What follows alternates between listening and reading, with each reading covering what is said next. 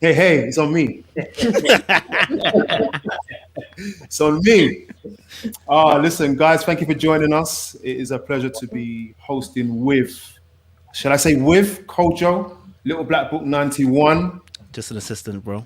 Okay. Oh, mate, and humble. and as you assist us, we assist you. This is Marriage UK, and we are honored by a wow couple. Oh, thanks. A wow couple who came upon our feed, Meet the Thorpes, and you have to watch their stuff. You guys crack me up. I'm not gonna lie. You crack me up. I mean, Yeah, especially during this time in a pandemic when we need to laugh. You are very helpful in doing that for us. So we just want to attribute some of our mental health and give thanks to the Thorpes. Thank you. Seeing us through the past year and a half. yeah, and Little Black Book as well. You've been cracking us up a bit as well for quite a while now. That's a compliment, by the way. Yeah. Oh, you already know. You already know. I take it how I get it. That's it, man. Take it. And so here we are today. We're with a couple who I'm going to let them introduce themselves. Boy, does Little Black Book need to introduce himself? Yeah. Man? I mean, you know, Not really. upcoming rising UK star. Stop. He it. sings, he acts, he dances. He reached Stop already. Okay, I Keep leave it going, there. man. Keep going. Keep going, man. Roll that stuff. Oh, should we keep it coming? Just keep it, man. Stay hydrated. Come on, keep going, man. Just kidding. And one day we'll do a little dance off online as well. See how it goes. Trust me. But I'm the wrong man for that. I tell you that. Definitely. Now. I'm the Don't worry, man. I'm the wrong guy. And here we are. This is Marriage UK. We help people navigate the journey of relationships and God and self through conversation, challenging conversation, deep conversation. And we will talk to people who are seasoned and unseasoned, married, divorced, single, Blended. Other. and there's another one in there. There's another one in There's there. another two at least. People who are not sure, maybe. Yeah. Through those conversations, and we've got Meet the Thorpes, and I would love you both to just introduce yourself, and then we're going to throw some serious questions at you. Cool. My name's Adrian. My lovely wife Tara. We are Meet the Thorpes. We've been doing content creation for about a year At the end at of the March. end of this month. Wow. And the reason we started it was because we entered into a pandemic. And during that first few weeks, I believe that we saw a lot of people that were going into depression or just feeling down. One day we sent it back a little video, and there was like, "Oh my days, yeah," and there was like, "Oh my days, you brighten up my day." I was like, Yeah. "Oh, well, let's send it around and see if we could do the same to other people." And then, boom, we just thought, "Cool, let's start up an Instagram and YouTube channel," and then boom, now we're here. Yeah, I love that. So you use the pandemic for your good and for the good of others. Apart from what you've done with the pandemic, what has the pandemic done to you? It's a good question.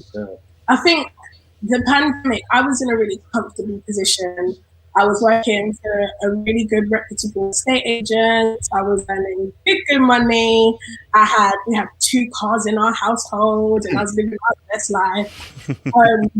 I always say that, what do we call ourselves? The dinkies, double income, no kids yet. So that's like us, we're the dinkies, we ain't got no kids yet. We're living our best life with, our finances. And I think the pandemic kind of put everything into question, because I had only started that job or changed my role because I was working in the same business for 2 years and then changed my role. I think, what was I in the role for 8 weeks? And I could have lost my job. But by the grace of God, they kept me on. Yeah. So I think being stuck in a house with someone 24/7. It can go either 2 ways. Yeah. It was either we were going to kill each other or love each other even more. So I think for me, it kind of made our marriage even stronger. Yeah. And for me personally, it solidified. People will say, "Oh, you're married to your best friend" or whatever, but I genuinely, during this pandemic, it solidified who she is to me. She's not only my wife, she is my best friend. And it's strange, but I know there's loads of couples that I've spoken to and that I know of who they can't spend a whole day together, let alone the last year. You Yeah. understand? So, Yeah. yeah. It definitely wasn't all roses. Let's not get twisted. It wasn't Yeah. like daisies and roses every day. Like there's been days where I'm like, I want to strangle you. Do you get what I mean? But I think it kind of That's real. it strengthened us, and it helped us a lot, I suppose. Yeah. And especially working with someone, like being in a house with someone, and then working with someone when they can't get the words right for the skit, or they're not showing the right facial expressions or and you stuff. can't be bothered. Yeah. You're like, they're so uppity, and you're like, no, just chill, relax. But I think even more so, probably, I lost my manager in the pandemic. Yeah. So him having to be with me and having to work on Meet the Thoughts was very difficult. Yeah, so that even strengthened us even more. Yeah, that was a trying time because we was even staying in the hospital. I was sleeping in the hospital, for what, a couple of weeks? About 3 weeks. But yeah, it just showed us, it allowed us, it's like knocking away a rock and finding a diamond in there. So we've knocked away the rock a bit, and we're seeing like these little glimmers, and we've still got more knocking to do. But it's done well, yeah. That is beautiful. I mean, the pandemic has been the sickle. You know what I mean? That's an old word, isn't it? That's a King James word, but it's like a moon-shaped tool that has just gone through what used to kind of lash wheat and separate wheat from the tears. Do you know what I mean? It's gone through and just been like, you're still standing, you're still standing, you're still standing. That's how the pandemic has felt for many families. Do you know what I mean? It's been testing your ability to stand. So I'm glad you guys are still here. But you know, today we're looking at endurance. So first of all, tell us how you met, summarize your journey so far, and then we're going to get to why we're talking about endurance. Tell us how you met, your summary, and we're going to hit endurance straight after that. Cool. Tell the truth, man. I'm going to go first. I tend to tell the truth. I tell the truth of what happened. You tell your truth. Okay. So basically, I was very close with his cousin. And she brought me to church one day, and I went into a church, and this church is like one of those old Pentecostal buildings where the women wear, you know, the cloth on their head. And, you know, it was very like choir, Baptist, Atlanta type church. So I walked in, and, you know, as youth do, around 14, 15, you go into another room and leave the whole church service. And there was this guy with an afro and a massive puffer jacket on in the heat. And I was like, who is this guy? Like, where's his mother? Why is he not hot? And my first interaction with Adrian wasn't great. He was very rude, very aggressive. That's my guy. I just didn't like him. He was like, give me your phone. He was prank calling people. And I was just like, who is this guy? Anyway, I kind of just dismissed him and went about my life. I mean, I was only 14 years old. And then I came back to church maybe, how long? 3 months. Maybe 3 months later. And this time I got the head tie. That what? The what? The head tie. Okay. So I came in, and no one I know this sounds so dumb, but as I walked in upstairs on the first floor, I opened the door, and there was like this what's it called, stained glass in the church, and the sun shone right on this person. And as I walked in, it was Adrian, but I had no idea. And then I was like, hold on a second, who's that guy? And he had a haircut, this cream Pierre Cardini jumper on, these trousers, and I was like, no. And the only reaction that I had was to slap him in the back of his head. Yeah, I was thinking, because I didn't know what to do. I was like, who is this guy? That's love. But, that's love. Yeah, that's how we met, and we've kind of been stuck together ever since. Pretty much. Yeah. Pretty much. Yeah. That is not often we get one person giving the true account of what happened. So that's amazing. That's a testament. Pretty much. Yeah, that was it, man. And then 14 to 31. Yeah, it's been a journey. It's been a journey, yeah, for sure. So how long have you been married? 8 years in this May. Yeah. 8 years this May.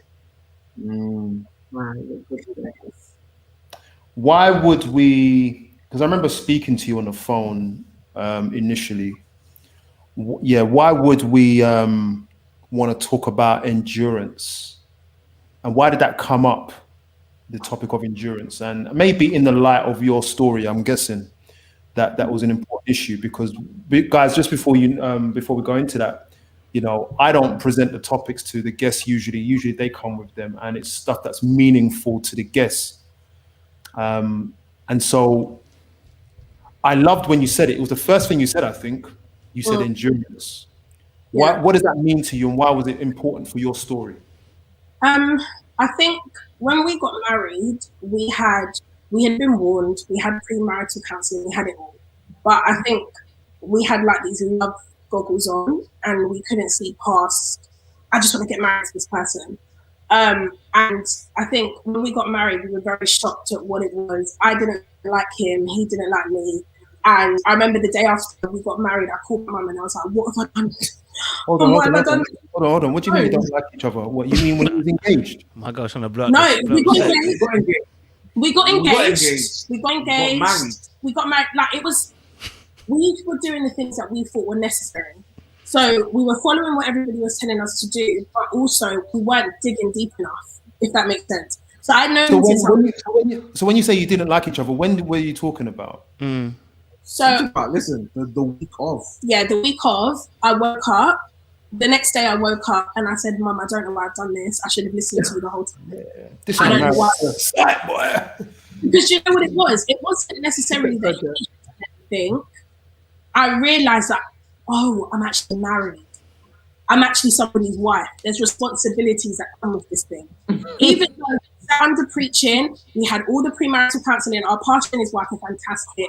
Like, literally, they warned us. They were like, listen, you do not get married. Nobody's ever ready for marriage, but you can only prepare yourself so much. And he was like, listen, you don't jump into this because you've made a covenant with God. So the only way out is death. That's the only way out of this thing. And the next day, I woke up. It was the second day, because you went back to work on the second day. I woke up and I called my mum, and bearing in mind we only lived down the road from my mum, and I called my mum crying. I was like, Mum, I shouldn't have done it. I shouldn't have done this. I wasn't ready for it.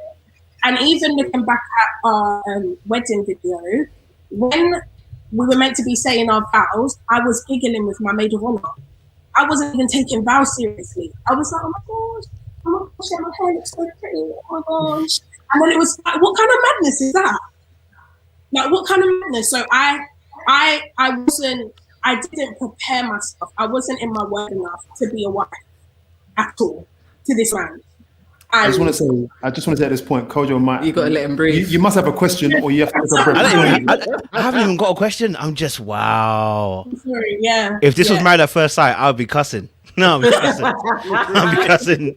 I'll be having 4 or 5 videos on one person. But carry on, sis.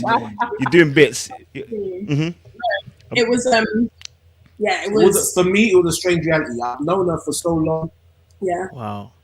I thought I really knew her, but I've never lived with her. Never lived with any woman. So to now come into her house, I've got bad habits, she's got bad habits, and I'm like, well, I've been like this for ages, and you've been like that for ages, but I haven't noticed these things. And now there's certain things that I expect and I want, or that I envision as a married man that my wife would be doing, or that I'd think would happen, and it just wasn't running. I'm thinking, what is going on there? Maybe I'm doing something wrong. Mind you, now at this point in my church, there's not that married couples. It was 2 married couples. No, 3. There was 1 married couple my age. The other 3 couples were older. So my pastor, the assistant, and an older person in church. Now, at that time, I was like, no, I ain't trying to go and tell people that I'm struggling. We've only been married for a year. I'm not, as a man, it was proud. It was pride. I'm not going to go to his brother and be like, yo, you know what? Big man. How it was. Because, my thing, like, this is the kind of mad one that. So I thought, I'm just going to internalize everything. Wow. I didn't want to tell my friends, my best man, my groomsmen, because I didn't want to put a bad light on my wife, because I made the decision to marry her, Yeah. So I'm thinking, I need to fix something. I didn't know, or at the time, I didn't think it was me. I thought it was her. So, which brought up a lot of hostility and issues and anger and resentment and so forth. And this thing carried on for 3.5 years. And then at 3.5 years, we were like, done. Like, I'm done. I don't want this no more. About your business. I'm not doing nothing for you. I'm helping you. So as far as I was concerned, I was married to a man that couldn't protect me or cover me. So I was like, you're not going to get the respect you want. Like, it's not going to happen. And on my half, I'm like, I'm giving more than I'm getting. And I felt that I was married to someone who was selfish and didn't want either me or the marriage. So I was like, I'm done with it. That's that way, man. This is long. Yeah, and then we kind of came to the idea that I was over it. I had made my plan. I made my escape plan. I was like, I'm out here. You know, we had infertility issues in the first couple of years, and let me know why I was like, oh God, this is why you didn't give me a child, because you knew we wouldn't work it out. So now I haven't got an extra baggage. I can like drop 40 pounds. My face isn't like a tree. And I can live my best life again. And then, after that, we had some tough discussions, and he gave me some ultimatums, and I gave him back some ultimatums. So also, we were going to, so we have in our church, we go to marriage retreat every year, which is a really, really, really good thing. For us, it's like a break. You forget everything. It's like, you go there, it's a refreshing. You know what I mean? But you see, that marriage retreat, we didn't talk. On the way up there, we didn't talk. On the way back, and this is about 2-hour drive. Didn't talk. Didn't say a word there. Didn't say a word when we got there. I didn't say. Did you say a word on the way back? On the way back, no words, none. The next day, I believe that's when I gave you an ultimatum. He gave me an ultimatum, and with Adrian, I'm the fire. Adrian's the ice.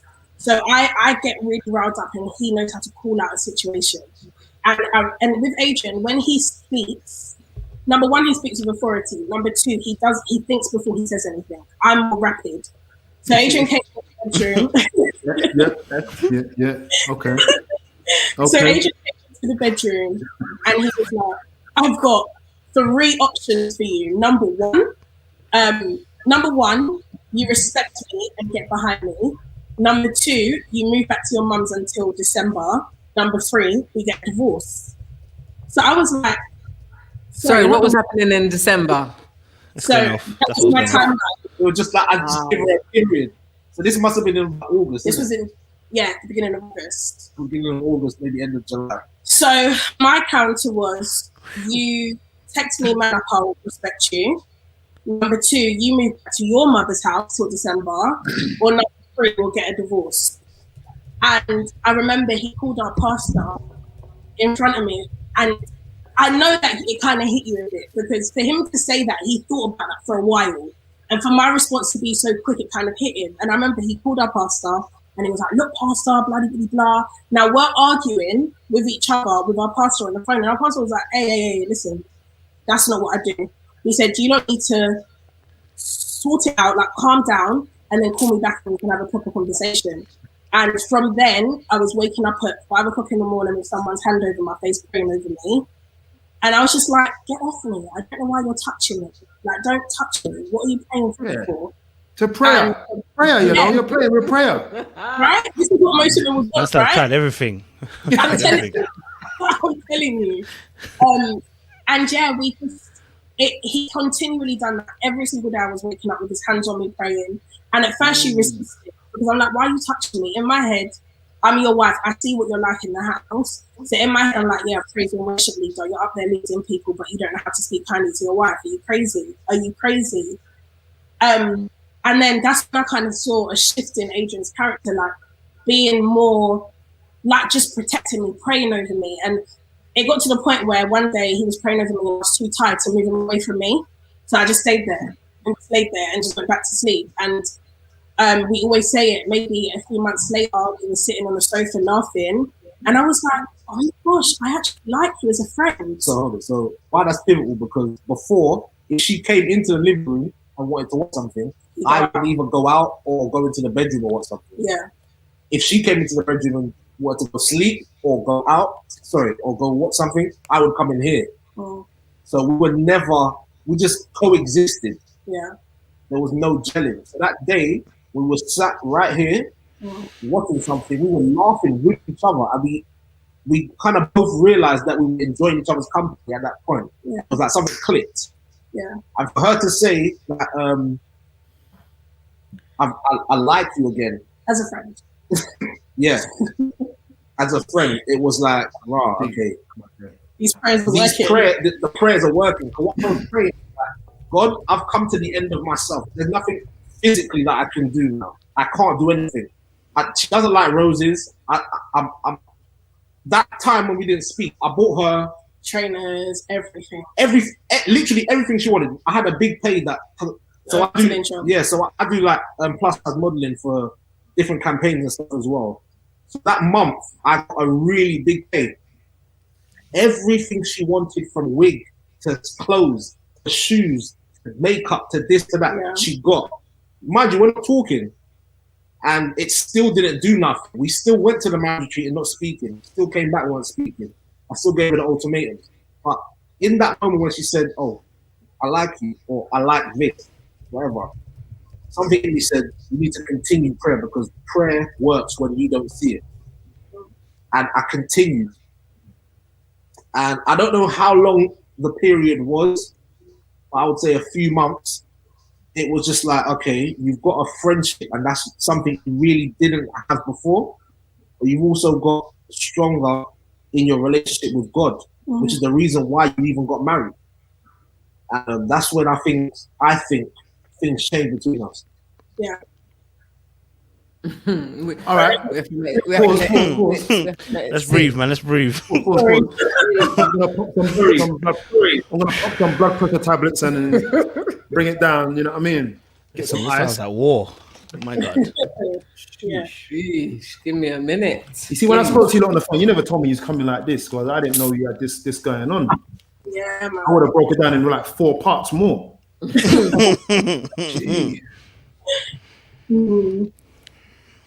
I mean, I have one question. I'm gonna lie to you. I have one question. My one question is, Jesus, what gave you the stamina for this? Because I'm just gonna be honest. If this was Married at First Sight, I'd be doing part 1, part 2, part 3, part 4, guys. Say this is not gonna work. This is not gonna work. So what gave you guys the impetus and the stamina to say, shoot, we're gonna tug it out somehow, some way? Good question. For me, you want to go first? Yeah, I suppose, like I said, when I got to the 4-year mark, I was like, I was done. But the only thing that kind of kept me into it was the fact that I'd known him since 17. If he was a new guy and I'd only known him for a year and then we got engaged and then we got married, I don't think it would have lasted. But there was connections. Like, his mum has seen me as a child, as 14, grow up to be a woman. And his mum was my mum and his aunt was my aunt. And we're so blessed to have the family that we have, because we had his mum come into the house at 11 o'clock at the night time, come and speak to us and reason with us and be like, guys, what's going on? And I think the thing was support. We had our pastor, like, I'll always rate him and his wife, like, they were coming here regularly to be like, what's going on? And going through the Bible with us and saying that this is what the Bible says about marriage.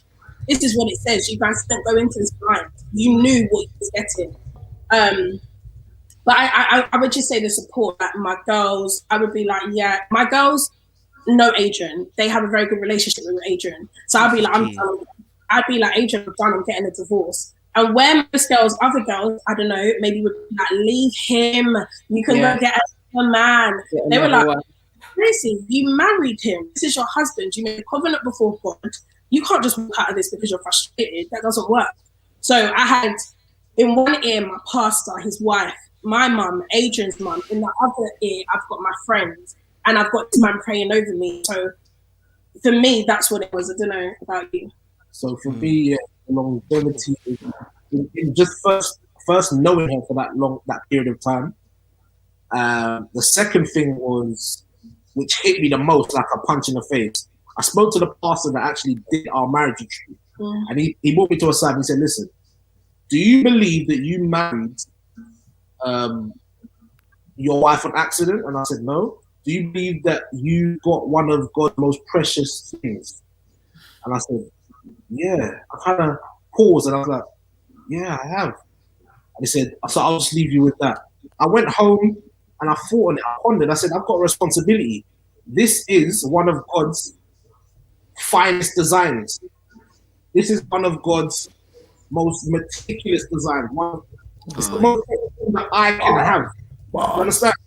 So when I've had the privilege of putting a ring on it and saying, this is my wife, and I've made an agreement to God that I will do the best that I can for her. That's what I realized. I said, no, I've got to do this. I have no choice. I have no choice. Like, you know, people say failure is not an option. I'm saying there is no failure. It's you keep going. You keep striving, because when I come to the end of me, there's always God. There's always God. And after that, this is why we're here. This is why we're still here. Yeah. I'm telling you, if I didn't resort to things spiritual, would have been done a long time. Oh, long time. Long time. 4 years ago, done, finished.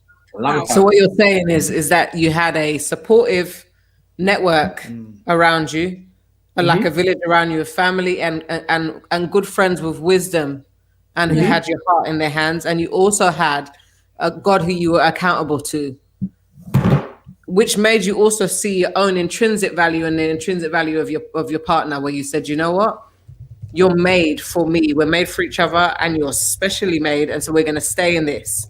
I think when I was thinking about endurance, I wasn't expecting a story like this.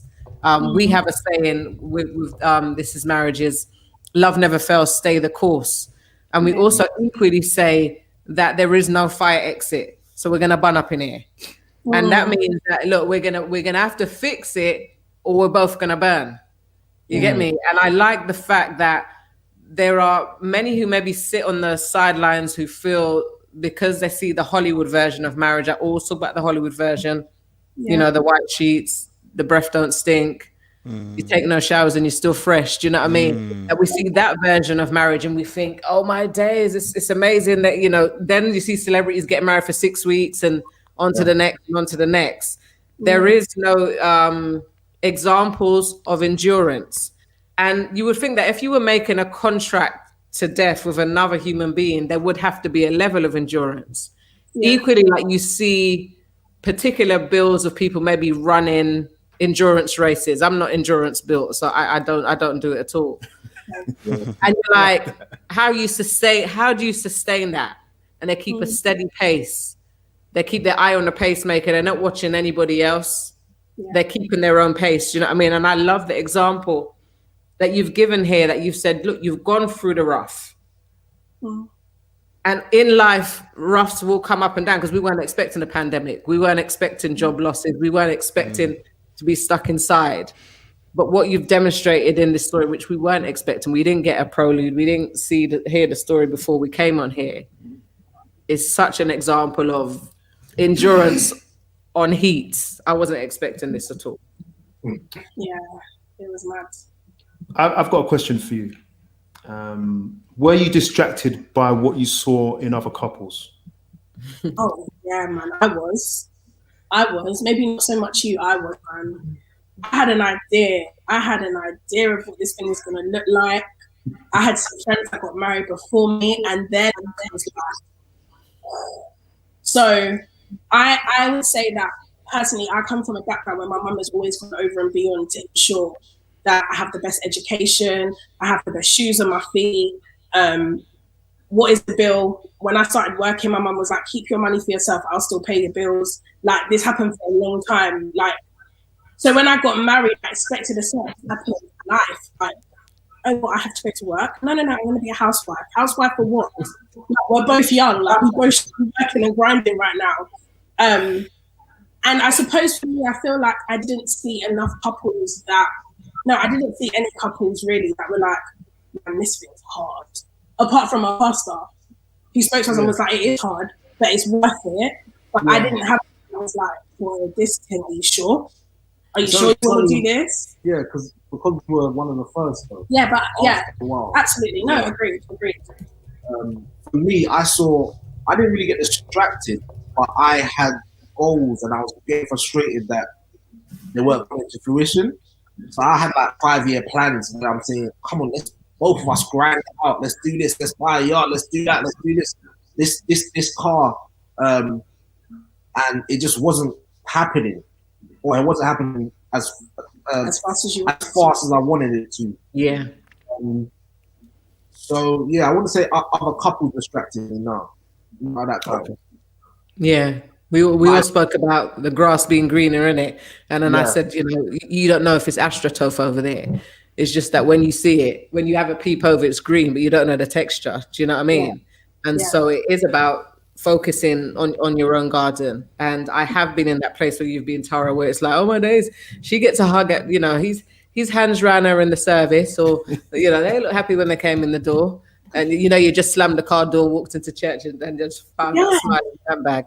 But they were not the image that I should have been looking at. I should have been looking at watering the grass. And I remember that in a certain part, my own grass, our own grass, in a particular part of our marriage, when it was just like, but he prays for long. Do you know what I mean? Or he bought her that car or whatever. And then it was like, this ain't working for us because we have no idea of what's going on over that fence. Do you know what I mean? Well, I think kind of, because it's been so long now, but one thing I remember noticing was long. One thing I noticed was that there were couples that we thought were really doing well, and when you start to see the cracks, and there were cracks that were shocking cracks. They weren't just like, oh, they're struggling. It was like they're on the verge of failure, and one or two failed, and I'm like, no way, not them. Do you know what I mean? And it was like, all right, that means. Number one, we weren't doing too bad. Number two, we're doing bad. We're doing bad, and it could fail. Yeah. You know what I mean? So I remember that. But I want to ask you a question.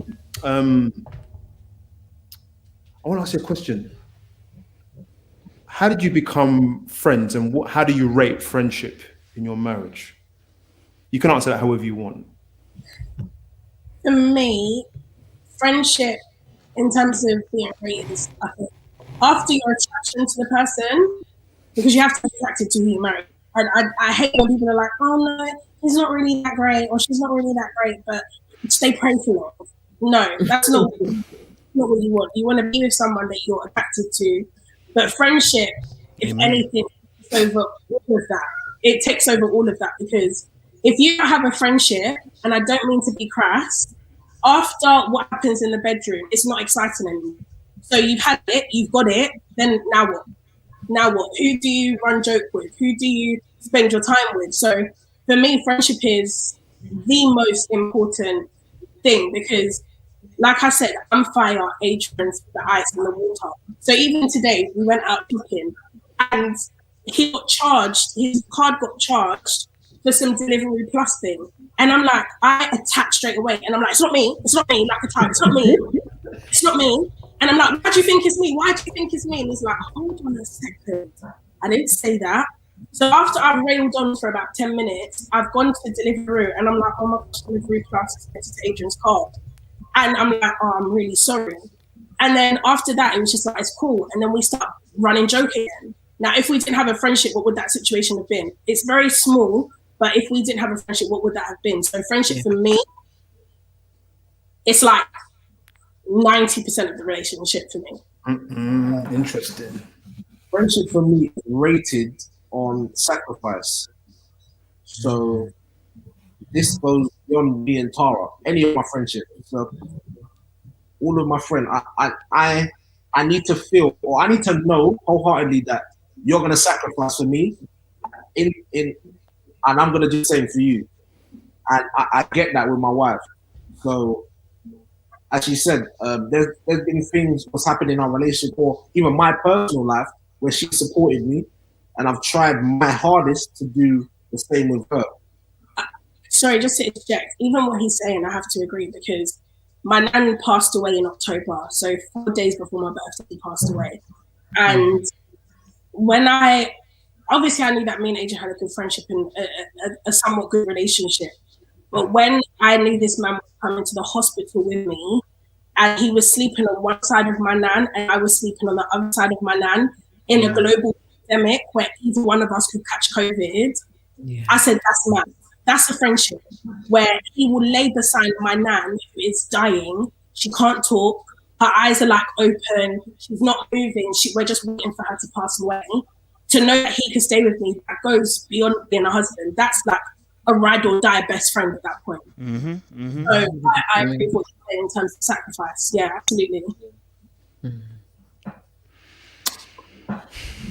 Kojo, I don't know if you have any questions. I don't know.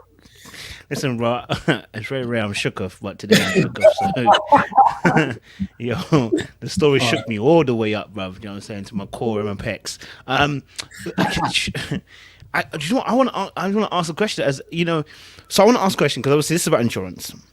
Yeah. So I don't want details. I just want your answer in terms of how you overcame a moment, because I heard the word infidelity, and let me be very frank with you. This word shakes me to my core and being. So I want to know, how did you enact a forgiveness? I don't need to know who did it. It's not important. But what's important is how you managed to move past that point, because the thing was already bad. Then we had infidelity in there too. Like, this is, for me, I'm listening to him like, listen, at this point, Bro. I think it's infertility. Oh, I was gonna say. Right, I was like, listen, this thing is really deep. Okay, infertility, my bad. Okay, so I can kill that question. Okay. Let me shift my question. Because I was thinking to myself, wait, in my head, you can see me spinning the clogs as well. My head was spinning. I was like, damn. All right, my bad. So infertility. That's also actually a really interesting topic, just because I've seen it in my family and how it's driven a marriage apart to someone else going elsewhere, basically. Wow. How did you guys manage to also work around that issue? Because that's a big one. If one party wants it, or even two parties both wanted it, it can drive people apart. So how did you guys manage to stick like glue in that moment? In those moments? Just to let you know, before you answer, we've got an episode dedicated to this topic as well, coming up in the next few weeks. So, but please go ahead and answer. I think for us, luckily, we were past the 4-year mark. So this is when we had dedicated ourselves back to the marriage. I talked to myself. No, actually, the beginning is where we had the infertility, right? Yeah. So I'm talking about two different bits. Yeah. So the infertility bit, I mean, to be fair, we wanted kids. I mean, when we got married, I didn't want no kids. I was like, I don't want children. I'm selfish. I just like my own time. Trust me. Whatever. That was me, right? Then I'm with you. I'm like, oh, hold on. Our close friends are having kids. Wait, we had a 10-person bridal party. Yeah. 10 groomsmen. She had 10 bridesmaids. Every one of them had you. Ooh. Some of them are their third. Yeah, absolutely. Right. Yeah. And we still didn't have one at the time. So we decided to try for it. And to be fair, I have to thank God that we didn't, because I feel like we was trying to stick a plaster on something, because we weren't good. We weren't good at all. So I genuinely, I said it to my friend the other day. I was talking to my friend Lauren, and I was just like, look, if we had a kid back then, our marriage, I don't know how it would have lasted, because now with this little person, and I don't want to be like, let's stay together for the kids. Like, I was never brought up that way. I was not brought up that way. But I think after the 4-year mark, once we kind of decided to dedicate ourselves back to the marriage, we actually got pregnant and then a miscarriage. So at that time, it was, thank God this happened after we rededicated ourselves back to this marriage. And for me personally, as a woman going through that, it was very tough, because it just seemed, Adrian was like, oh, this is a good thing. That means you can get pregnant. And in my head, I'm like, but not to be crash, I can see me losing my child. How dare you tell me it's a good thing? So yeah, I don't. For me, you have to go back. So for me, this is how I see it now. So before we knew about any infertility, Tara was quite sick for a long time, maybe about 9 months. A while, and the doctor sending us here, there, and everywhere, not knowing. So They tried to say that one time I had ovarian cancer, possibly all this stuff. So I'm saying, and then, and this is our good doctor that we go to. You know what I mean? So I said, okay. And then sometimes they send us to a specialist. They sent us to a specialist. I walked in. The woman was like, you work in a school, right? I was like, yeah. And she was like, well, be smart, lose weight. That's what you have to do, is lose weight. And I was just like, what in the world? So you're dealing with doctors talking to you in that way. And then when you come home, it's clashing heads. You're just clashing heads. Yeah. But, so after the sickness, they said it's related to whatever it was. And they said that's the sickness that she had is the reason why it's going to be quite difficult to conceive. So okay. After that, it was like, okay, now getting your head around that, then it was okay, but it's not impossible. After us, there's always God. Mm-hmm. Even before, there's always God. Yeah. So that was my hope. I'm like, all right, cool. Because me, I'm a person. I've got about 50 God kids. Everyone labels me their godfather. Even all of my friends, I've got so many, because they know I love children. My background's in education. I've worked. I've run play centers, and this is just me. People know that I love children. I care for them dearly. So when it came to this, now I'm thinking, I need my own. After the turmoil at home and all this stuff. So when she got pregnant, had the miscarriage, I'm here rejoicing. Even though I lost the child, I'm saying, at least it can happen. At least it can happen. What outlook. What way to look at it? So when I come into the house, I'm like, oh, I can see Tara's upset. I'm consoling and I'm trying. But when I leave, I'm like, at least, get me. This can happen. Get me. This is nice. I can plan. When I come back, I'm like, oh, sorry, but it didn't really feel like the end of the world. And then after that, I think Tara's had her backup.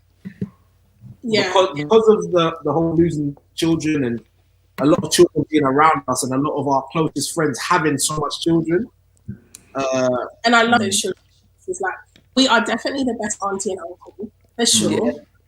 Absolutely best auntie and uncle. I definitely had my backup. So when people be like, oh my God, like you got married, people are like, oh my gosh, when are you going to have kids? After you have kids, it's like, okay, so then when are you going to die then? It's like, you get married. You know what I mean? And I had a lot of people like, oh my gosh, like, I can't wait for you to have a baby. And I'd be like, excuse me, like, what are you doing? And if people are like, do you want kids? I'd be like, no, I don't want kids. I don't want no kids. And I'm hearing this, I'm thinking, what? Yeah. But this would be digging me. I'm thinking, what is going on? And anytime that conversation will come up, like, no, I don't want no kids. I'm thinking, like, you might. Who wants kids? I want to live my best life. This starts talking. I'm thinking, what is going on? But that wasn't the truth. It was just kind of like a protection layer.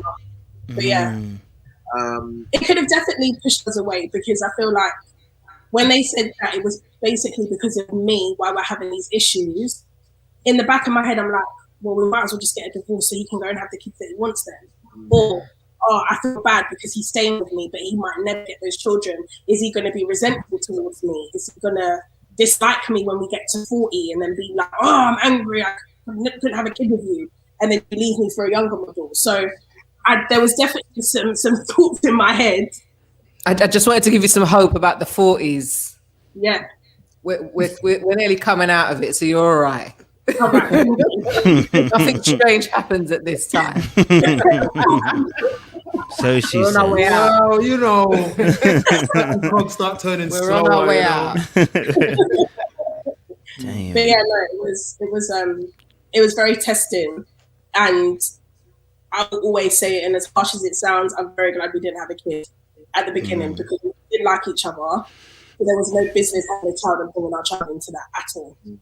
You have such wisdom and such insight. Do you know what I mean? And you're able to look back and be so reflective. I know somebody in the chat was asking, how long have you been married? And it seems like we're sitting here talking to people on their golden wedding anniversary. I know it's how many years for you guys? 8 years. 8 years. Yeah. We're 20 years this year, and we're sitting here with our mouths open, learning from you guys. Do you know what I mean? So just know that you hit the golden already. Not in years, but in experience. It's like you've gone on a fast track, but a fast track that has grown you and will grow so many others who listen to what you have to say. Thank you. It's not in vain, not at all. Appreciate it. So did you want to say something, bro? No. Okay. I've got 2 questions for you. We're going to try and squeeze these in the next 15 minutes. Okay. And I say that because this is a lot. You need a part 2 at least. Say again? You need a part 2 at least. Well, we got 4 more parts coming. Fantastic. You know what I'm saying? And it's a real, you know something, I think maybe because sometimes we've been married for a certain period of time, and I think that sometimes we've been married that long that people would rather hear from people who are married at just slightly less time. That's also in my head, and I think that the way that you're bringing over the story to us is like, it'll give the married hope. Yeah. Do you know? And it gives the single hope and those who are dating hope as well, because, and this is it, what in the light of endurance, what has brought you here? And it's not just 8, is it just 8 years, or are you counting it from the time you got married, or are you counting it from when you got together? So married 8 years, but together. Well, we got together. I count it from marriage because that's all that matters to me. This is new. This is new. We were together from 14 and we had some breaks. He decided to go to Jamaica. I was like, I'm breaking up with you because I know what you're going to do. And then I was like, I'm in Bristol. I'm out here living the uni life. So I count everything from marriage. Everything is from marriage. All right. So I guess, Adrian, you're going to have to count it from marriage now. Okay. So what brought you here? What would you say the reason why we're here is because of this or that or who? For me, I really don't want to sound like, people are like, I don't want to sound super spiritual.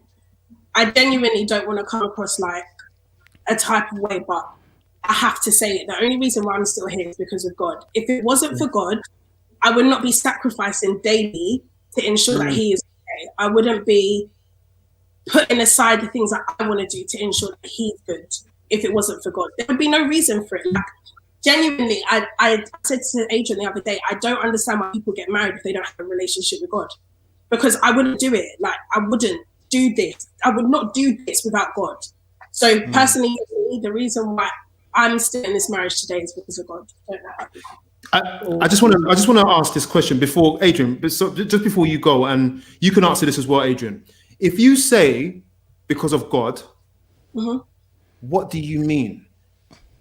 So my relationship, for me to believe in God means that I believe in marriage. So I believe what's in the word of God. I don't navigate from that. That is my A to Z.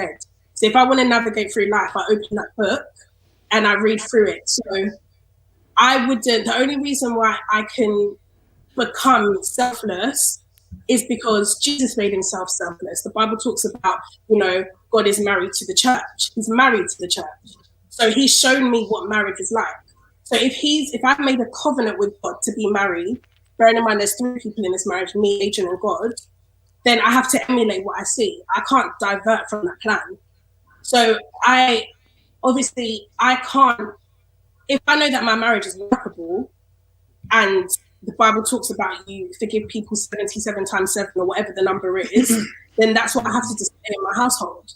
I don't want to. I'm the biggest rebel. I don't want to do this. If this is what God is telling me I should do, then this is what I do. But the only reason I can do that is because I have an intimate relationship with God. And that's not being at church for 2, making sure I'm on stage for 3, making sure that I pray 2 or 3 times a day. It's me having an intimate relationship with God. Yeah. Wow. I love that. That's what it is for me. So for me, the reason I think why we're here myself is God is love. And before I love Tara, before I love myself, I love God. Trust me. I want to say that love is sometimes it's unexplainable. the love that I learned through loving God is I have a love for myself. I have a love for my wife. I have a love for others, family members, friends, strangers. That love runs deep. Whatever relationship it is, it runs deep. So for my wife, the Bible says love is kind, love is patient. All of these things, anyone watching this live, you can read in the Bible what love is. And I've had to adopt those things and put it on my heart for this woman here. And when I do that, I take it serious. Marriage for me was not a season or a spur of the moment decision, or it wasn't for a period, it's for a lifetime. Now, my lifestyle is a Christian. I'm a Christian first. I'm a Christian man, husband. So in order to fulfill those things, I have to go to God first, and everything falls underneath that. And this is why we're here. There are couples that have been together for many years, longer than us. Like I've got an uncle and aunt who have, to me, seemed like a successful marriage. They've been together 50 years, and I mean they're not religious, and it can work. But I'm saying what worked for us is the relationship that we have with Jesus individually and corporately. As Tara said, our relationship is all about me, Tara, and God. When we leave God out of it, it's a madness. It's mad. This is where you saw us when we spoke about divorce. It's when we spoke about not liking each other, not knowing each other, not wanting to be around each other, having resentfulness, anger towards each other, can't even look at each other. How can you go on a 2-hour trip and not say a word? It doesn't make sense. It doesn't make sense. We're not enemies. Yeah. So without God, there would be no Meet Thethorpes, there would be no Adrian and Tara. It would be Adrian, then Tara. You know what I mean? So I attribute everything that we've got, everything that we are, every being of us is attributed to Jesus Christ. Yeah. Hands down. Yeah. Yeah.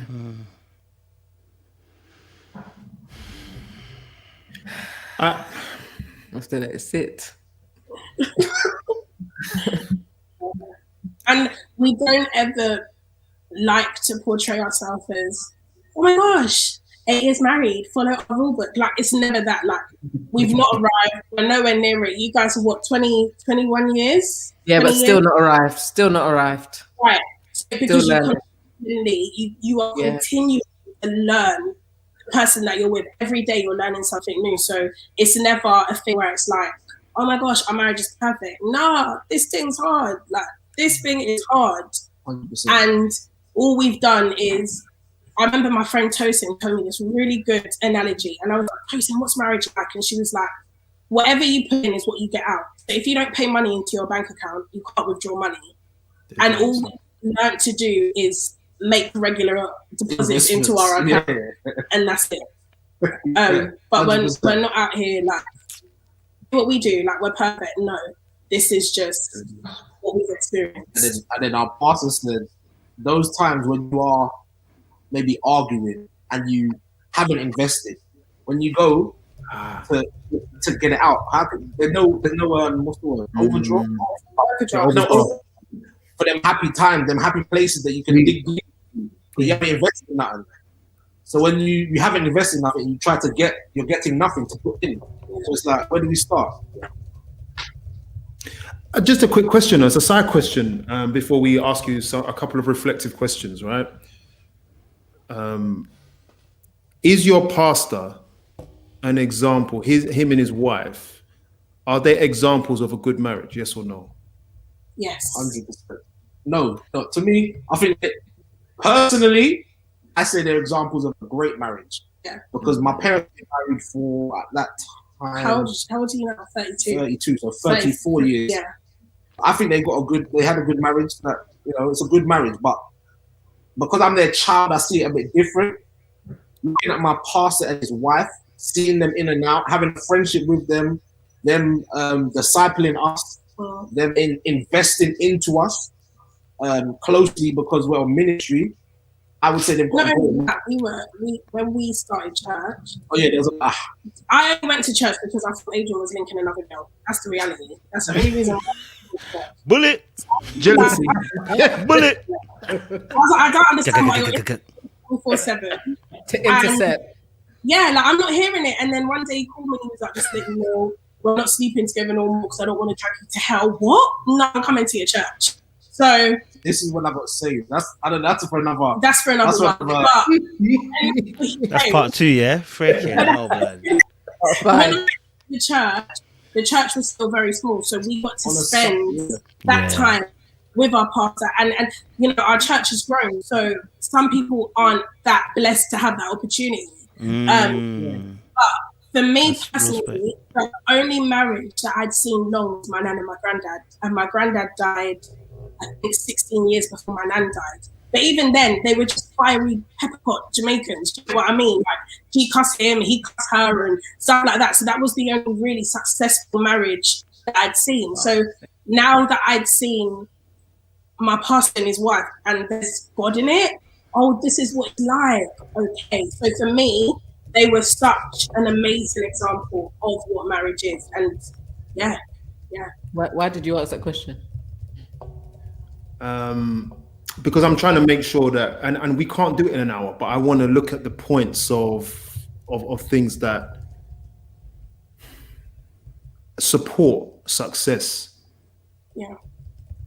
Because I can't honestly say that we saw any examples of great marriages, and this is why I think I said it on a couple shows back. You have to, yeah. That you need a pastor who, if he's going to counsel, he's going to be and I'm talking about a pastor that's older than us, yeah.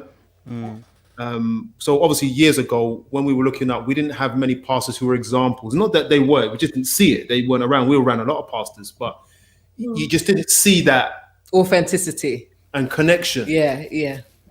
So it's like how we made it. I mean, we just worked it out. You know what I'm saying? But it's good to have that, because you've mentioned it a few times before. And if you ever get counselling, guys, in my opinion, get counselling from someone whose life emulates the thing. Yeah. As opposed to just saying, I'm going to my pastor. You know what I'm saying? That's it. Oh my day, Cody, I don't know if you have any questions before we hit this reflection. No, you're good. Listen, I'm good. I need a part 2 so I can. Still recovering, man. Still recovering because there's a lot still. It's heavy. There are a lot of reflections I've seen in the chat where people are like, "Oh, this is hard." Kind of seems like there's a theme of being put off. But this is not to put you off at all. This is just to give you the reality and to say you can go through, and it's worth going through. So that's why we are on the topic of endurance. That with endurance comes some difficulty, and with life does, with anything, with exercising. I don't know, with mining, as you said, looking for that diamond. We're realizing as time goes on that the things that matter cost you will have to work for it. And this is the top one. You will have to work for decent human relationships. Do you know what I mean? And for the best human relationship, you're going to have to work even harder. So don't let this put you off. Just let it just give you a reality of it. Do you know what I mean? I think it's true what you said. I feel like you have to work hard at anything. So we're not trying to put nobody off marriage. Marriage is such a beautiful thing, man. Like, amen. Honestly, it is the most beautiful thing that if two people, obviously there's been times we haven't been on the same road, but marriage, I can't even put it into words. Like, this man makes me so happy. Like, even when you irritate me, which is sometimes often, yeah. I can't explain it. The only way that I can explain it is I was speaking to my sister or my cousin, I can't remember, and I was saying I kind of felt in my relationship with God I was kind of stagnant, and I was like, I want to feel that joy again. You know, like the joy of having God. Like it's like it's like a euphoric feeling. Like that's how I want to feel again. And in this marriage, that's how I feel. So I really hope that people will be encouraged, whether they're married or not married. We're not trying to put you off, but the same way that if you wanted a really, really, really good job and you wanted to work yourself and there was progression, there's going to be times where you have to stay in the office later than people. There's times where you're going to have to come in earlier. There's times that you're going to have to not have a lunch break today because you want to make sure you secure that deal. So with everything, it's all about endurance. So it's just what's important to you. And when you find that person, and, you know, I'm assuming that you know whether it's worth it or not. Or because sometimes you get into a relationship and you're just like, no, I can't even afford this person. Like, it's definitely not happening. But yeah, we're not here to put anyone off. We just want to encourage everyone that, you know, you just put the work in with anything, with losing weight. I'm trying to lose weight out here, man. And this thing's hard. Like, I cry, I love pasta. I don't like to it's hard. jog or none of that stuff. So it's endurance. When we go for our little 10K walks and I'm like huffing and puffing at the top of the hill, the only thing that's a 10K walk, you know. Wow. That's a walk. When I get to the top of that hill, the only thing that keeps me going is knowing, oh my gosh, I don't want any more health concerns. So I keep going and I keep enduring on that walk to ensure that I'm gonna give myself the best life expectancy I can.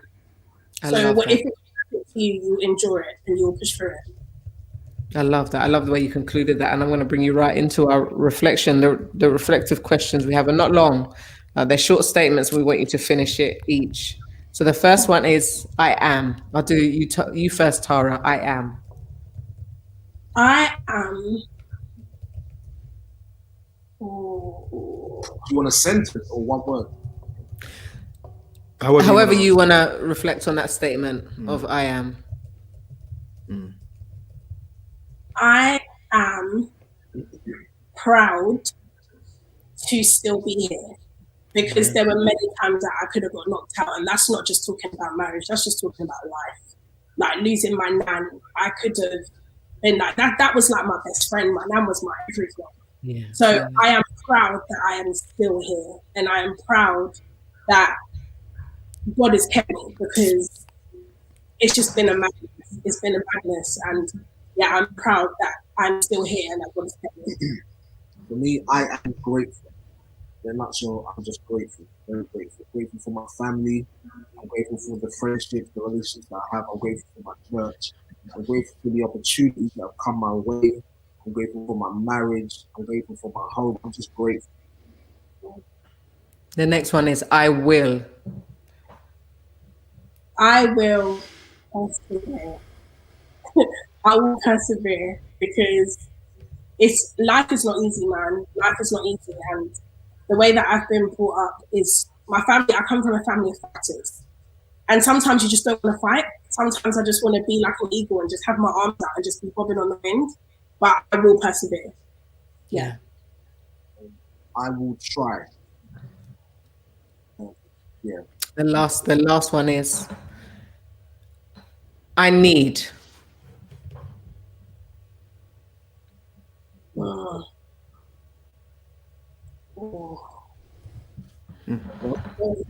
need hope. You need hope.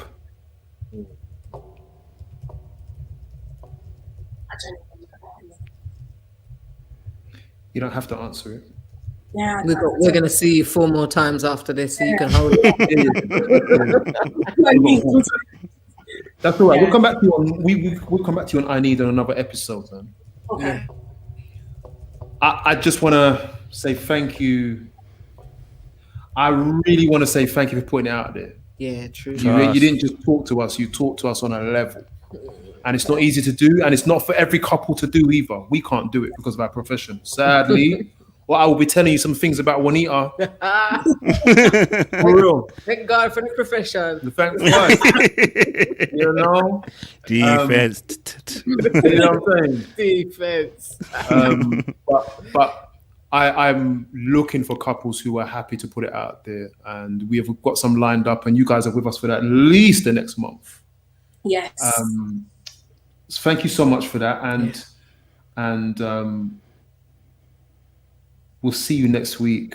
I mean, like I said, I didn't even put my pills yet. Interesting. Oh no, you didn't mean to put it up. No, let me I didn't even put my pills yet. My blood pressure got to come down, because I'm actually really excited by what you guys have given us, and I think there's a lot for you to give. There's a door that's possibly opened into. I'm trying to present a business plan to you now. A door that's open for you to just help others, man. So, man, we'll be talking. Yeah. Koja, I'll hand it over to you, man. Thank you, guys. Listen, you know, I'm still recovering. I'm not gonna lie to you. It was a heavy. Whew, man. I mean, I wasn't put off. It just made me realize, like, not everyone's start is the same. And I think from listening to you guys, I think some very key themes were coming out. Number one was obviously God. But I think I like to talk about the practicalities of God, which is number one, you had the most amazing support that you could ever have. I think most people don't have this. Yeah. You had support on every corner. And I think that's where a lot of us do not have. Either we're not talking to our parents or our friends really are not backing us like that. Like, do you know what I'm saying? Or do you know what I mean? But the fact that you guys spoke about that support, like, for me, that's a huge theme, because it's like, I as much as God helped, I think he works in practicality. I think if that weren't there, that would have been a mausoleum. So I appreciate you guys for sharing your story, because I believe it's encouraged people, you know, to fight some more. You know, especially when he was laying their hands on. I said, damn. I said, brother, you could have easily got slapped that morning, bro. You could have easily got slapped. You know what I'm saying? So, you know what I mean? So, no, I appreciate you guys for sharing your story. I hope to hear more, you know what I mean? So, part 2, part 3, part 4. Hopefully you guys write a book, because I'll be there for it as well. And a film, Meet the Thethorpes. I'm ready for it. Yeah, you know what I'm saying? Yeah, I'm ready for all of that stuff. So by the grace of God, you know, this story will inspire other marriages and singletons going into marriage, man, because it's real. So I appreciate you guys, man. Yeah. Thank you. So as well, allowing us to come on your platform. You know, we could have been some crazy people, but thank you for reaching out. And, it's been lovely speaking to you and getting to know you and having the opportunity to just share this, because there is no other platform that does this that we know of anyway. Yeah. So the fact that you have one and you invited us to share whatever it is, the gems or whatever we've shared with you, guys. To us, this is like us. Yeah. But, you know, but we're here also to learn as well. 100%. So like, you guys have been doing this thing for so I'm just like, and I'm grateful to both you guys, Jojo as well, and to you guys. Like, it's a blessing. I appreciate it. Yeah. I mean, I'm happy to show you some of the brainwashing techniques I've used on Juanita, because she used to be hard work, and it's legal as well. So I'll show you some of that. You know, the ones that make the jokes are usually the worst guys. Just to let you know. I'm not joking.